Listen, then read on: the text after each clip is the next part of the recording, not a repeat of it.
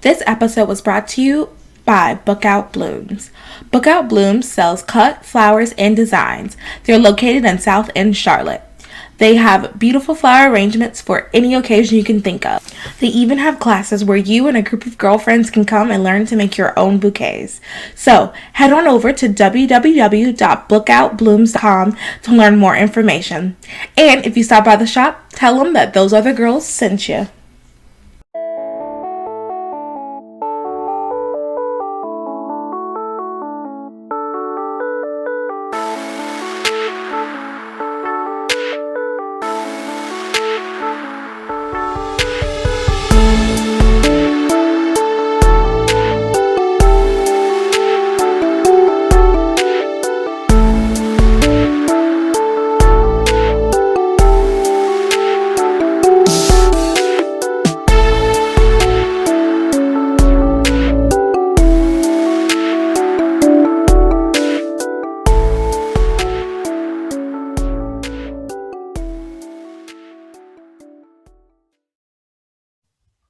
Hello, everyone. You're listening to Those Other Girls with Mallory and Friends. I'm Mallory. I'm Victoria. And we are changing culture and bringing back traditional values. All right, guys, exciting episode today. So we have on the SCOTUS squad, which Mallory was a part of. What was it, September, October timeframe? Yeah, September, October, and like 3 days in November. Yep. So we have Mallory, Autumn, and Fernanda on.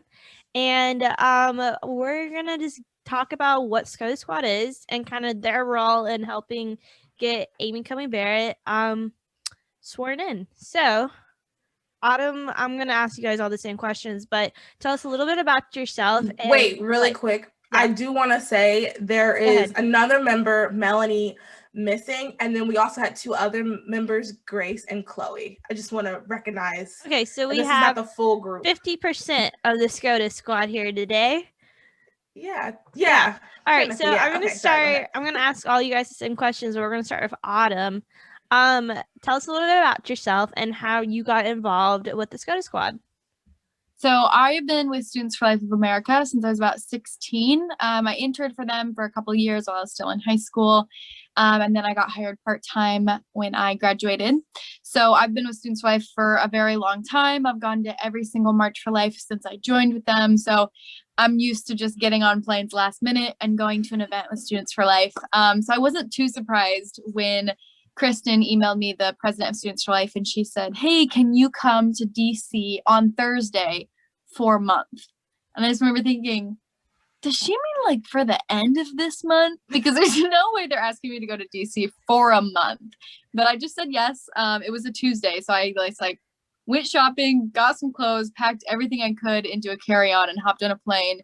And I really had no expectation of what I was even doing there. I mean, there was very little context of what my purpose in DC was before I went. So I just remember landing, showing up to this Airbnb. I had no idea who the other people were going to be. I didn't know how many girls I was sharing a room with or just really nothing. So I walked into it blindly. But it was really amazing. It was very kind of rapid response type of things. So every day for us looked a little bit different. We never knew exactly what was going to happen, how many hours we were going to have to be out there working, days off. Like it was really day by day. We were just kind of figuring it out. But it was really amazing. We were just there to be a pro-life presence at the Supreme Court during the Amy Coney Barrett hearings, as well as the Women's March that happened that same time. So we were also there to counter protest the protesters was kind of our job. It was fun because towards the end of the month, all of the older women that would be out there every day started to recognize us. And when the pro-choicers would come, they intimidated them. So they'd kind of pull back, and then we'd come around the corner with our signs, and the old ladies would just cheer. They were so excited to see us. So it kind of became like our home, those steps in front of the Supreme Court. So it was a really amazing month. But I mean, the way I would describe it is just activism every day, all day, to support Amy Coney Barrett and to support pro-life policies and stand up for the preborn. Awesome. Fernanda? So for me, I got involved with Students for Life first, at my college, the chapter that's at my college. And then the president told me hey, Students for Life have this fellowships. Do you want to apply? And I was just sure. And then I applied to the Wilberforce Fellowship. That's the one I'm doing right now. It's about to end in like 2 weeks. And then Mary, who is the organizer for my fellowship, she sent an email and then she was like, do you want to go to DC? And at first I read it and I thought it was for a weekend. So I was just like, sure. And then as I was typing, I was like, oh, it's a month. And then I told my mom, like, it's a month. And then she was like, do you want to do it? And I'm like, I mean, it's now or never. Like, we're in the middle of a pandemic. Like, there's no other time I'm going to have like that much time free. So I was just like, sure, I'll do it. And then I went, but I was like super scared because like my first language is Spanish. So I was like, I haven't like spoken English in a super long time because I haven't like been in school. So I was freaking out. And then I was just like, I don't know anyone. Like I saw the list and then I saw Melanie, Mallory, Autumn. And I was like, I just know who Autumn is. And I think Autumn wasn't even on the list. No, Autumn wasn't on the list. No, she wasn't on the list. So I was just like, I remember I looked up Mallory and Melanie on Instagram and I was like, okay, they look nice, but I didn't follow them because I was going to be creepy. So I just got there and I was just like, hi, I don't know anyone. I was so shy. And then that was like the first pro-life, like big thing that I did. Like going to SCOTUS was my first like counter protest and everything. Like it was so crazy because I was super scared. But like Mallory, Melanie, and Autumn, they're like super like they go for it. So just like I might as well. So it was super fun, honestly. Now I forgot to ask Autumn this, and I'll ask you this first, Fernanda. Where are you right now? Are you like West Coast? So right now I'm in Mexico. Oh, awesome. But I'm like next to El Paso, Texas. Okay. But yeah, that's where I go to school. So I go to school in Texas. That's why I'm part of Students for Life. Okay. And you, Autumn, where are you? I actually live in Washington State. So Okay. I work for Students for Life remotely. And then I'm just doing online school. So I was totally on the other side of the country when they asked me to go to DC. Okay. All right. Mallory, how did you get involved with the SCOTUS Squad? So, okay, Stephanie, shout out to Stephanie, she has been doing our blog, the last couple of blog posts, I think the last 10 have been Steph. She emailed me and was like, hey Mal, this looks like a cool opportunity, something you'd be interested in. And all I saw was DC, so I was like, oh yeah, cool. And then I saw it was for a month and I was like, oh yeah, cool. And then I was like, oh wait, you mean I have to leave like tomorrow? Or I have to leave next week. So here was the crazy part. I was going to be in DC for like Thursday, Friday, Saturday for a conference. And they wanted me in by that Monday. So when Steph and I talked that Wednesday, I was actually leaving CMRW with, and that's where I met Madison Cawthorn. I'll never forget. That was such a great event. And then Steph was like, okay, this is a crazy idea. What if you just stay in DC after your conference? And I was like, whoa. I'm spontaneous, but I can't pack in one, or like I can't plan this in one day. So I literally had like 12 hours to decide whether I would just go ahead and say the full time or if I would just come back. So I ended up just coming back because that was just like, I was going to do it either way, but it was just like, too close of a time. So anyway, so I was in DC till Sunday. And then that's when I met Melanie, because Melanie came in, we shared a hotel room. And so we shared a hotel room. That's when I met Melanie. And then right after, like after knowing her for a couple of hours, we went, the two of us shared the hotel room, and then the other staff had an Airbnb. And we met at like a NARAL protest or something like that. So Melanie and I got there super early. This has nothing really to do with SCOTUS Squad, but it's a good story. So Melanie and I got there super early and we're like waiting like, wow, they're late.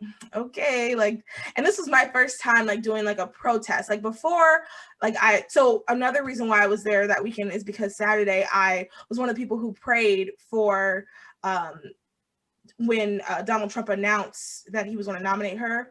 So I was one of the people that prayed and I was already there for that. So I had done stuff like that. I had lobbied, but I had never done like a protest type thing.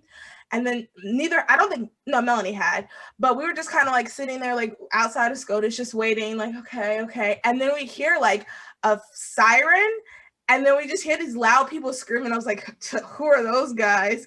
And it was like the group we were with.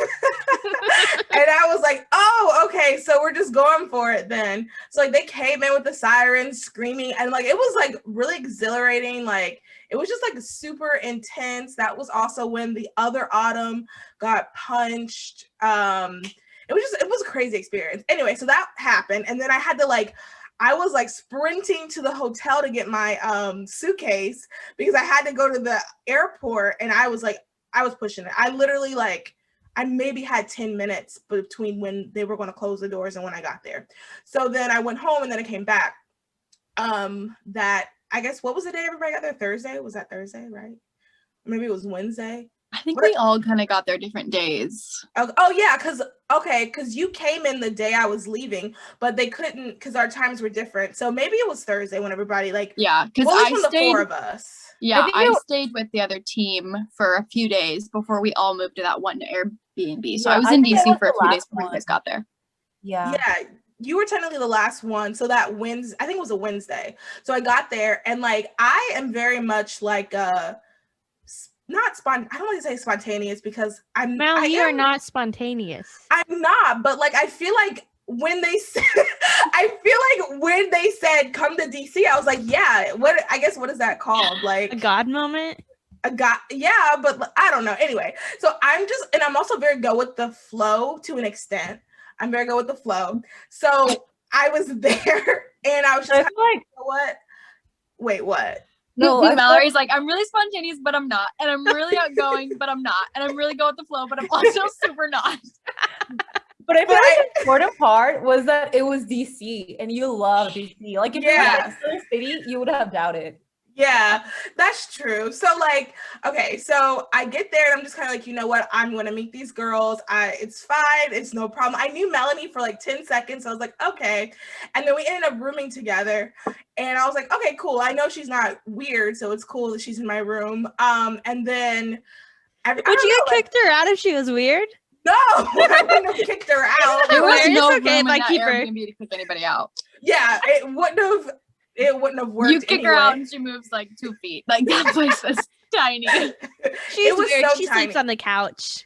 Well, okay, so here's just a funny story about the Airbnb. So Fernanda and I ended up sharing a bed. Melanie was on an air mattress.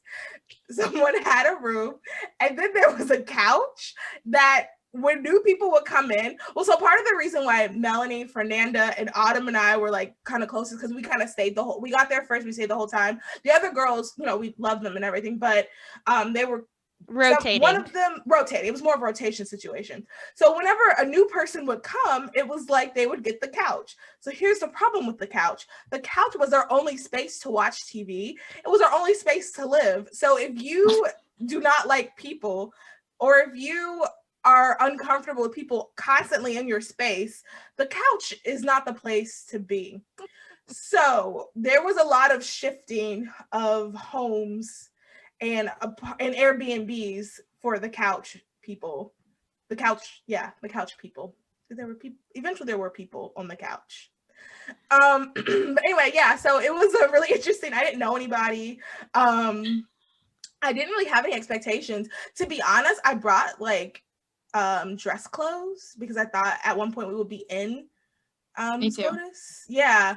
I thought it was going to be more meeting with policy people and going to meetings. And so I packed more business attire. I was like, I should have just brought jeans and t-shirts and tennis shoes. Yeah. So you guys are pretty much on the steps of SCOTUS every single day with signs supporting. Were there other groups out there supporting Amy Coney Barrett, or is it predominantly just you guys? Consistently, it was us.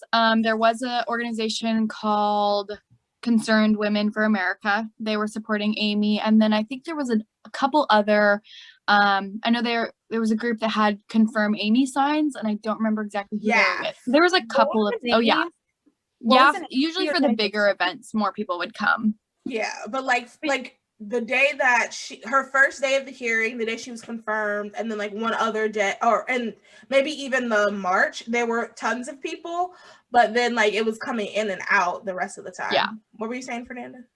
No, there was this, what was the name of the ones like with the pink bus, Moms for Amy, something like that? No, that was Concerned Women for America. Oh, okay. And then there were like Moms random for churches Amy. every day. Yeah, it was super cute.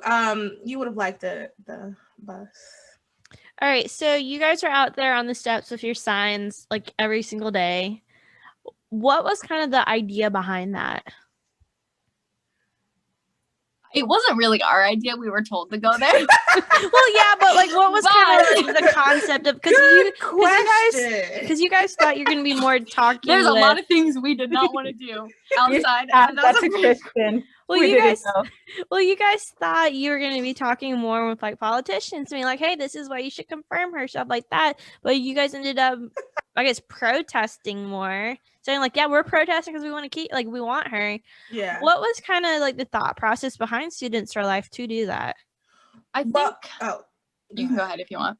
Well, I was just gonna say, I think the thought process was we're gonna have people, so we should have people. I think that, and this is just a side note, I think that's something we need to be doing anyway. At the end of the day, I think we are so complacent with so many things. We have to, if the left is doing it, we need to be doing it. If pro-choicers are doing it, then we need to be doing it. And I think that was just their mindset, like. So the pro-choicers had people out there protesting against her being confirmed every single day. Every day. Yeah, and I think also kind of the intention behind it was to have consistency there, because we do have students in that area, but they wanted a designated group that their whole goal that month was to be there, because there's media out there constantly. I mean, that whole month, almost every single day, there'd be people who showed up with cameras, and so we just wanted to make our presence known and consistently, because like Mallory said, as long as there's pro-choicers out there, we'd be out there, and I think that we proved that. I mean, we were always the last ones out there. We would never leave before every single pro-choicer had packed up and left, and sometimes it was 20 minutes, sometimes it was like 7 hours. So that was our whole goal, was just to be there, and I think as long and then longer.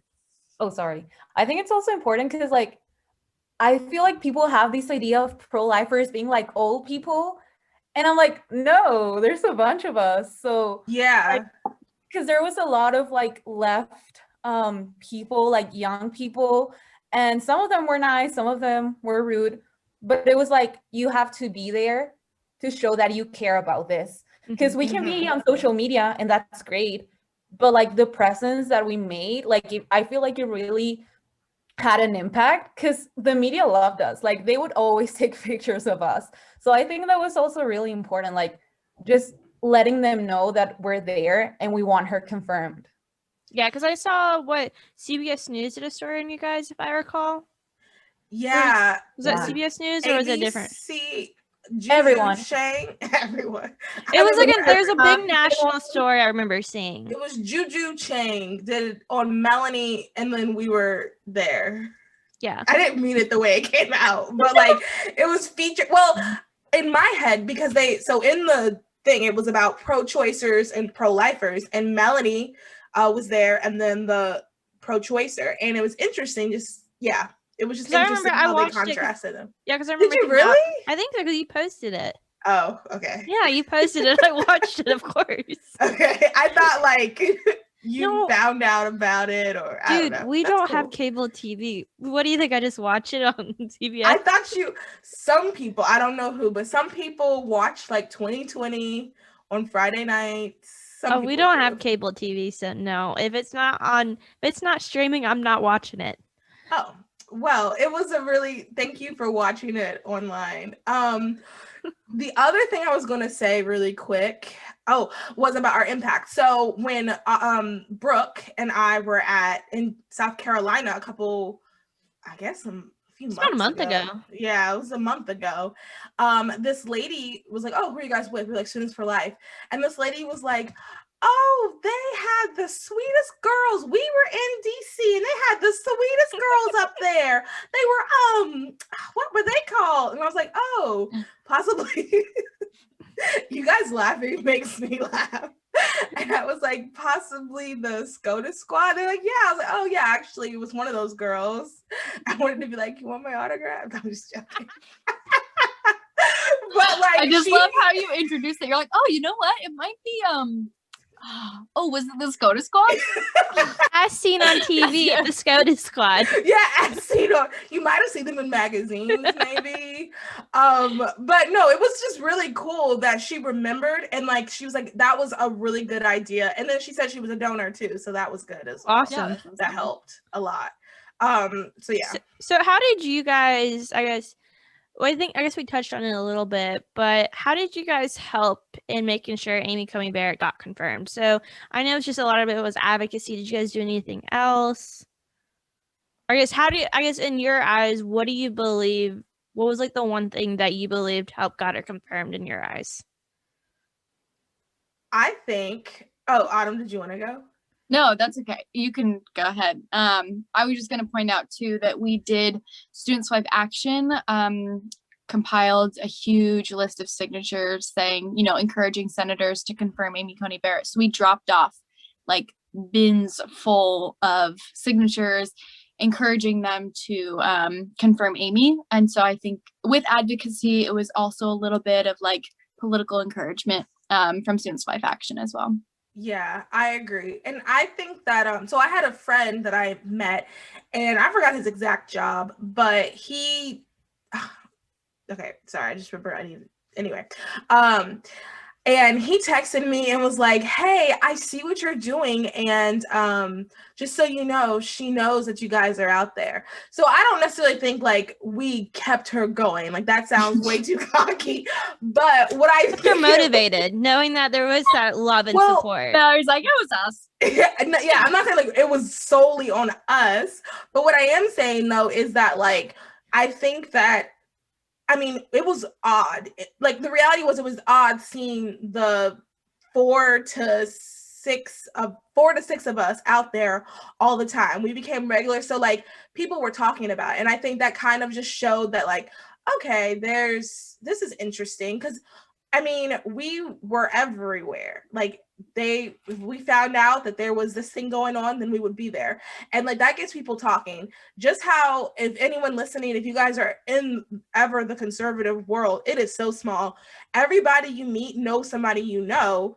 And that's kind of how it was. Like people were talking about it. If you were just in that circle, like it, and I think that just helped encourage people. And I think it also got some of the senators thinking about it. I think it got her thinking about it. It's just being different and odd gets people's attention. And I think that was kind of like the main, like what helped.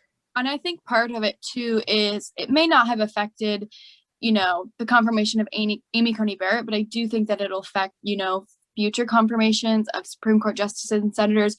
When young people see other young people caring about something, it clicks in their head that, oh, maybe I should care about that too. Mm-hmm. When you see people because a lot of us were just students that Students for Life randomly plucked. There's so many of us that could have totally done what we did. And it's just, the willingness to say yes. And also, the willingness to step outside of your comfort zone sometimes. But I think that just seeing people your age doing something and being like, oh, I can do that. Like, you don't have to be a adult with a full-time job and whatever. Like, you can just go do things as a student and be an activist and make a difference and stand up for what you believe in. Yeah. Fernanda, what do you think was the one thing y'all did that got her confirmed? I honestly think that just being there, because we were like a permanent presence. Like we were there every day. Like you have no idea. Sometimes we would be like at the Airbnb for like 5 minutes and then they were like, you have to go. And we're like, okay, let's go. And we would just like ran outside. So I think like being there every single day, it just shows how much we cared. That we weren't there for like, okay, 15 minutes and then I have to leave. Like, no, we switched everything around. Like we had class, like some of us were working too, but like it was that important. Yeah. Yeah. Like, and people could life totally is see important. that. Yeah. Because I remember a few times I was able to, I connected with people that are out there, whether it was donors or people that were with Confirm Amy. And sometimes we'd be in our Airbnb at 8 a.m. and I'd be getting texts like, can you please come? Where are you? Like, there are people here. And so I feel like we kind of became like an emotional support to all the other pro-life, because they're like, okay, if we have them, then there's more people and we can do this. Like, it's kind of when you have people to walk shoulder to shoulder with, you feel more confident doing it. And so I think just like having a group that was going to be there, it made other pro-lifers comfortable in showing up because they knew at least the SCOTUS squad would be there and they wouldn't be alone. How are y'all able to balance classes with this? Because I think all three of you guys are students at the time, right? Yeah. People would just have their Zoom like in their back pocket on mute. I mean, there were times, yeah, and there were times where like when we went to the zoo that one time, remember, I was like in a class.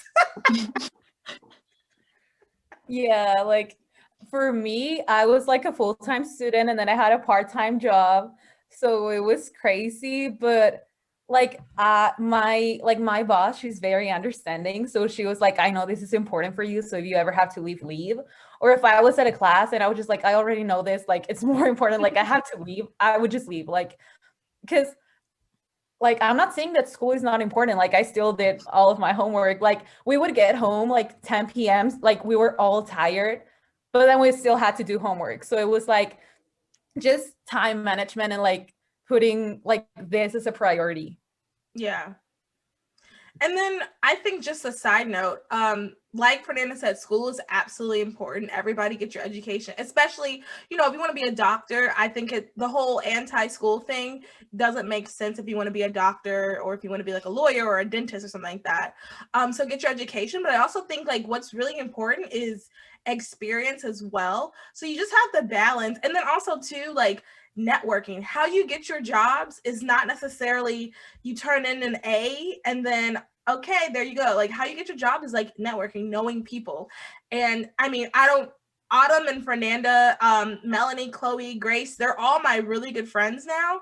And not that I was like networking when we were hanging out, but like this is like you're making connections. So like if I'm not saying like don't do your class, but try to prioritize. Like I think networking should be just as much as a priority as your classes.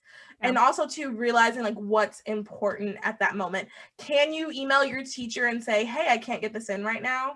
Then they will be understanding. Then yeah. Now if if it's like a final and it's like 80% of your grade, okay, like be realistic. Obviously don't miss that, but it's about balancing and understanding that like it's all important. Yeah, that's good advice. Question for each of you. Why was it important to confirm Amy Coney Barrett? I'll start with you, Fernanda. I mean, to me, like everything was important. Like, first of all, like Students for Life, like we want to abolish abortion and she can help us do that. And also I feel like it's a super important like message to give to like women like us. For example, I want to be an attorney. So I was always freaking out, like, how am I going to go to law school and then get married and then have kids and then be a lawyer? Like, I was just like, I'm not going to be able to make it. And then I see her, she has like, 7 kids, I think. Mm-hmm. And then she was a professor and now she's a justice. So it's like telling us you can do that. You can be successful and you can abolish abortion while being successful. Yep. You can have it all. The left tells us the lie that we can't, but we actually can, and she proves it. Autumn, why was it important to you? Yeah, I mean, I just think that she really shatters so many stereotypes that the left has created. Things like you have to have an abortion in order to focus on your career and all of these different things. And this is what a feminist looks like. And this is what you need to prioritize in your life.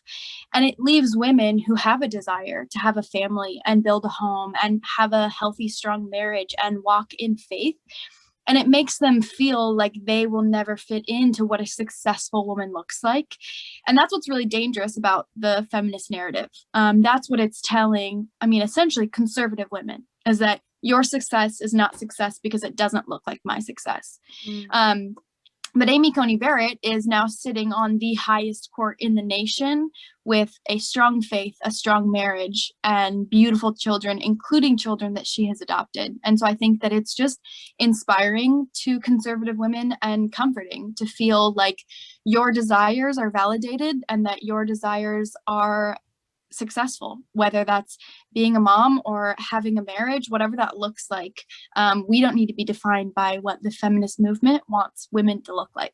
So I think it was just inspiring to see somebody who's such a feminine icon on the highest court in the nation, especially that she's pro-life, of course. We love that. Oh, I love that. I love how you describe it. Because, I mean, I want a career. I'm married, so I want a good marriage. I want kids, but I also want to be like a bad A boss babe, you know? And the left tells us we can't do that, but Amy Coney Barrett says we can. Mal, why was it important for you? So everything both of them said, 100%. I'll just add my own little twist to it. So yes, the biggest thing for me, well, it was two big things, and honestly, I view them as equal, is that she was a constitutionalist. She's going to look at the Constitution, and she's not going to add her own, what do they call it, activism from the bench. There's none of that. And I appreciate that, and I trust that. And that is the type of justice I personally want. I don't really want, and that's why conservatives like their justices. And Ali Stuckey said this in one of the podcasts. So that's also why conservatives get frustrated with their justices, because even if it's something that we really, really want, if it doesn't fit with the Constitution, they're not going to go with that. And I really, really appreciated that. And because of that, we know that she is pro-life, and we know that she's going to go the abortion is not constitutional. Like, there's no provision in the Constitution for abortion. So we know that, I mean, it's a possibility. I've said that to some people and they usually laugh, but I'm like, no, it's real. Like, it could happen. Is it going to happen tomorrow? I don't think so. I mean, this year's been crazy. Who knows what could happen tomorrow? But I don't think it's going to happen tomorrow, but I think it is definitely possible. And we are very grateful that she is on there for that. And then the second thing is just like what Fernanda and Autumn both said, and technically what you said too, is like, I just love that she is doing both. I think that is so important. Everyone and their grandmother knows that one day I want to be married with kids and I want to be married with a lot of kids. And like, I just love that she is doing it all. I mean, 7 kids, that's goals. Like, literally, I would like 8 kids. Like, that's goals. And to also be a great wife and to also have an amazing career, I think that's amazing. And I think it just shows that you can. And it concerns me when we hear, on Twitter all the time, and I know Twitter isn't the real world, but people are saying things that I'm sure people are talking about. Like, it just really concerns me how women just really think it's not possible to do it all with kids. And I think that especially in today's culture, we are really battling this. And I know I battle it as someone who's single. I battle I'm going to be this person. I don't need no man. Life is so much better without kids. Like, I battle that. We all battle that just because it's just how it appears. But the reality is you can do it all. Like, people are doing it all. And I think that having her as that example in the highest court of the land, having her as that example and someone who is a conservative, someone who is pro-life, just speaks so many volumes. And I'm speechless. Like, it speaks volumes. Yeah. All right. Final question, and let's keep the story brief because we're kind of running low on time. Excuse me. I want to hear the story about when you guys counter-protested the Women's March. Ooh. Autumn should go first because she did something special. That was actually one of my favorite days of the whole month. Me, Kevin, and Mary Kate, who used to work for the C3, we dressed up in our most liberal C4. clothes. Oh yeah, right. But we dressed up in non-pro-life gear. So I took off my pro-life Jen shirt. I put on my mom jeans and my Doc Martens and my like ripped shirt. Anyways, we went down to the Women's March and we posed as independent interviewers that were asking questions about the confirmation of Amy Coney Barrett. And it was honestly one of the funniest things I've ever done, because we literally had women who were dressed in, you know, the pink Planned Parenthood hats and the Handmaiden Tales costumes. I mean, they looked insane. And they would literally say things like, well, yes, she's qualified, but I don't think that she should be on the court because she doesn't support abortion enough. Or things like, I don't want her on the court because she's a Christian. I mean, these things were coming out of people's mouths. They would say, she's 100% qualified, whatever. She's well-spoken, she's smart, she's a constitutionalist. I don't care about any of that. I want somebody who's going to further abortion in this country. So it really showed the true colors. I one time even asked somebody, I said, well, would you consider this more anti-Trump, anti-Amy Coney Barrett and pro-abortion march? And they're like, oh, yeah. It's like, okay, cool. We kind of figured that. People started to quickly realize by my questions, because it's hard for me to like stay neutral. I'd ask pretty obvious questions. All of a sudden they'd be like, wait, who are you with? And I was like, nobody, just me. I'm with ButtFeed. They get so mad.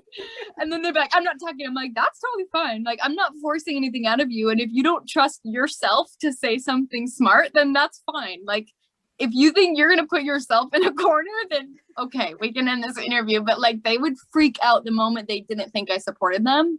Whereas I get questioned by pro-choicers all day, every day. I'm like, ask me any question you want.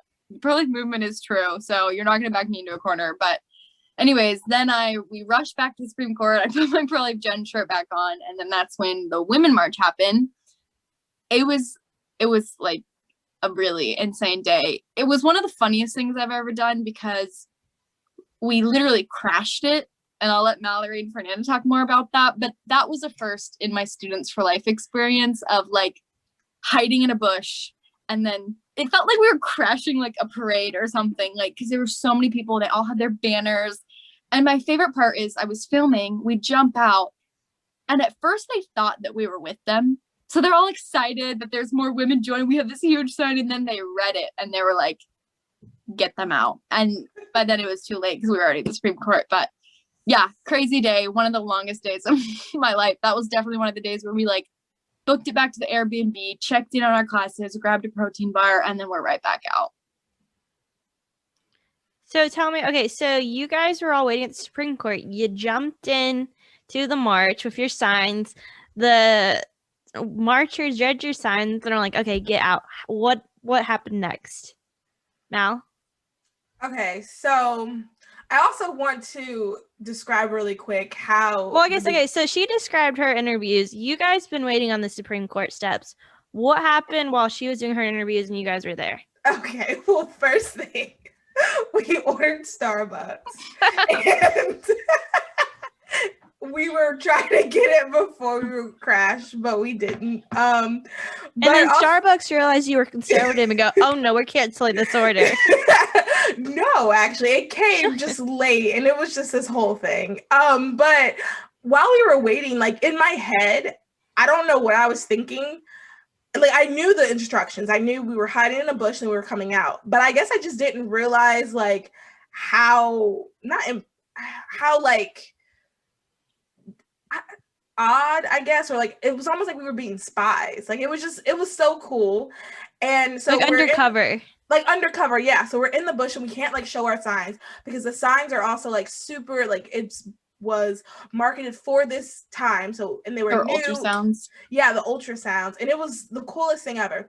So we come out from the bush and like the people are behind us. I can't see what's going on behind. So I'm just like, and also too, I'm like trying to keep up with the group that I'm with and I like have the sign and everything. But then the thing that like made me tear up was when we came across the corner, some of the other members from Students for Life had like it was like a wall of ultrasounds like right there. And I didn't know that was going to happen. So I was like, oh my goodness, this is so beautiful. Like, it was just the coolest thing. I really feel like I peaked. I've been like praying, like, God, please don't let this, like, at 25. How old? Yeah, I was 25. At 25, I don't want to have peaked at 25. Like, it was just the coolest experience because, like, it. And I feel like it was very impactful too, because like Autumn said, like everybody at first was like, "Oh, this is cool," and then they were so mad, and like that was also kind of cool too, because I mean that was why we did it, like to make a point. And then we kind of just stood at the Supreme Court, and then we stood at one spot, and people just like yelled at us, and then like it's crazy how violent they're willing to get. Yeah. So we stayed. I think it was me, Grace, and Melanie were at one spot. And then eventually I remember thinking, okay, where is everybody else? So then we went and got with them. And then that's when it started getting violent. And Fernanda, you want to take over from here? Honestly, it was like such a crazy day. I just remember like running to the front. It was like so much adrenaline. Like I was just jumping. I couldn't handle it. And then this Starbucks thing, so I had to go get it, but it was like on the other side. So it was like me walking by myself with my like pro-life den shirt. And I've never been more scared. Like people would look at me and they were just like they yelled stuff at me. They were so mad. And I'm like, you have selective feminism. Like, that's not a women's march. Like, just because you don't agree with me, like, am I not a woman then? Do I not have the same value as you just because I don't, like, we have this one issue that we don't agree with. So that's the day that I realized, like, you're not fighting for women. You're fighting for what you think it's right. Fighting for liberal views. Yeah, and it was so sad. I remember I was just standing with an ultrasound sign, and I was just standing there, and then a girl came up to me and she started cursing at me, and then I was just like, okay, have a good day. And then she got even like more mad because I didn't say anything. Like, she was expecting me to respond, and I'm like, we are not gonna have like a fight over this. I'm not gonna be rude over this. I'm just take out the curse words. What was she like? What was her message essentially? So she was just like cursing me. She was just like, Brendan's like, the curse words were the message. Okay, so there wasn't it wasn't like beep beep beep, you suck, beep beep beep. Yeah, like abortion is healthcare, beep beep beep. It was just like beep beep beep beep beep beep beep beep. She didn't even mention abortion. She just wanted to curse at me personally, and I was like, okay. And then I don't remember what she said, but she was like, "You white people," and I'm like, "I'm Mexican," and then she was like, and she left. So I was like, so okay, bye. Yeah, like it just it also made you, like Fernanda said, it really made you realize that like people don't know you, and they think that you only care about one thing. And yeah, we were there because we are women and because we care about preborn and the born women. And it was a women's march. Mm-hmm. People don't know, for example, like this podcast, we raise money to get tampons for women's shelter. People don't know that, I don't know, Autumn plays with orphans in Aruba. I don't know, I'm just saying stuff. Aruba. Aruba, probably. Anyway, people don't know. Basically, like, we do other things that support women and families. Right. People don't know that, but they just automatically assume we're one thing. And one thing that I started saying during that event was, and I say this all the time now, is like, you don't get mad at people at cancer rallies for not supporting diabetes. The people at cancer places, they care about people with diabetes too. It's just right now we're talking about cancer. So why can't we talk about abortion and talk about how we like to abolish it right now? And then next week, invite me to your women's foster care event or something. Foster care event. Yeah. It's just, and like Fernanda also said, it's selective feminism. Yeah. It's selective, and it really, the other thing, just a side note, not that I can be giving out relationship advice, but I know one thing or another, is like the guys out there, oh my goodness, like that was so strange to me. The guys, I guess they were with their feminist guys. I guess they were with their girlfriends, or I don't know. But the guys out there, like, oh my gosh, beta male energy, not attractive. Like, really. really makes me mad, because I'm like, really what you're doing. And the same thing with, I'm anti-birth control. I'm not Catholic, so it's not necessarily a religious stance against it. It's that it's bad for women. Okay, thank you. I was on birth control for 2 years and gained 40 pounds off of it, and I'm trying to, and I've never had issues gaining weight. Totally. Yeah. And it's just unbelievable to me that it's like, okay, well, why are you doing this? So that men can have sex with you with no consequences? You're putting your body through so much crap so that a guy doesn't have to wear a condom because he doesn't like it. It's like, how have feminists not clicked on to the fact that abortion enables abusive boyfriends who want no consequences to their action, and birth control is allowing them to do whatever they want? And so it's so interesting because, of course, the boyfriends are out there. Of course they are. Of course they're pro-choice and they're feminist because it benefits them and it gets them out of situations of responsibility. So it honestly makes me more mad than anything when I hear, boyfriends out there and they're yelling at me that I'm the one that's controlling women. I'm like, I'm not forcing women to be on birth control for my own benefit. That's you. You know what I mean? Yeah. So whenever I see them out at pro-life protests, I'm like, no. You don't get to be here. No. You don't get to tell me that I'm wrong. No. But also I feel it's like, because whenever you were talking to someone and they were like, okay, do you like birth control? And we were like, no, and they were like, okay, I'm done talking to you, and they leave. But then they're also against birth control. They're the first one that say, oh, men should get a vasectomy because they know like all the side effects that birth control has. So, like, they're against it too. So I'm like, we agree on that. Why are you fighting me on that? But it's just like, they just don't want to be like, they don't want to agree with you in one thing, because then they would realize their whole like idea of abortion is a lie. Yeah. And I think that's why discussions are so hard to have, because because it's almost like talking to a brick wall, which is why even specifically on my Instagram, that came out mean. I didn't mean it like that. On my Instagram, I try not to go back and forth with people because they're not going to give up. Even if they do agree with a certain point, they're not going to get past that point because they know the more you keep breaking it down here, it'll break down there, it'll break down there. And then by the end, they're going to have to say something like, yeah, I know it's a human and we should still kill it. And that's a jerk thing to say. So that's why they just kind of, and whenever you're arguing with these people, you can't get past certain things because they know their logic is flawed. And last thing to say about this, and then we probably should wrap it up. Well, I want to, because they got violent with you guys. Like, what did they do? Oh, yeah. We didn't touch on that. I literally was out of breath. I was standing there with a megaphone and a sign and my phone. So I had 3 things in my hand. So I was kind of defenseless in a sense. I had my phone on record because I had assumed things were going to happen. And I went, I was on the curb and people started crowding into me and running my body over. So I just started screaming into my megaphone, move away from, get off, stop harassing me, stop touching me, because then what they do is they run into you and then they yell, this pro-lifer is harassing me. And I'm like, my feet have not moved. Right. My feet have not moved. You came to me. And then they're covering my sign. But there was one moment where I was filming this woman because she was getting in my face. So I put my phone right in front of her to get her to back up.